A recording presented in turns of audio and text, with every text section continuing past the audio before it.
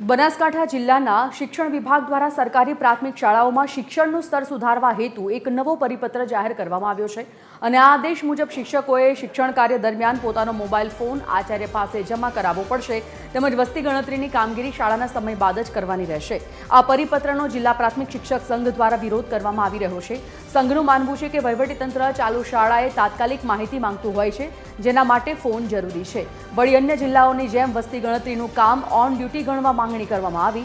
આ મુદ્દે શિક્ષક સંઘે જિલ્લા કલેક્ટરને રજૂઆત કરી પરિપત્રમાં સુધારાની માંગ કરી છે અને ઉકેલ ન આવે આંદોલનની પણ ચીમકી ઉચ્ચારી છે।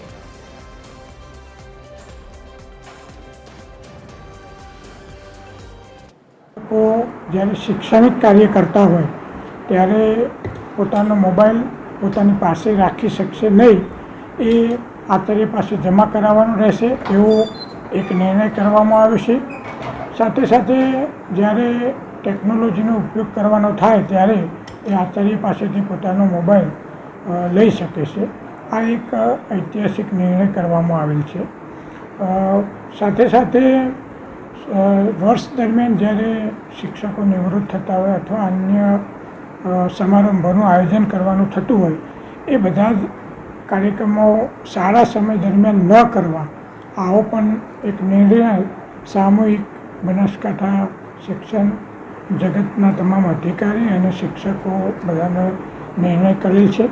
વસ્તી ગણતરીની જે કામગીરી છે એ કામગીરીનો જે સમયગાળો છે એ ઓન ડ્યુટી એટલે કે ફરજ પરનો સમયગાળો ગણાવવો જોઈએ। મહત્ત્વની બાબત તો એ પણ છે કે કેટલાક જિલ્લાઓની અંદર આ પ્રકારે સ્પષ્ટ સૂચનાઓ કરવામાં આવી છે કે જે પણ વસ્તી ગણતરીની કામગીરી ચાલે છે એને ઓન ડ્યુટી સ્પષ્ટપણે ગણવી એવી સૂચનાઓ પણ કરી છે।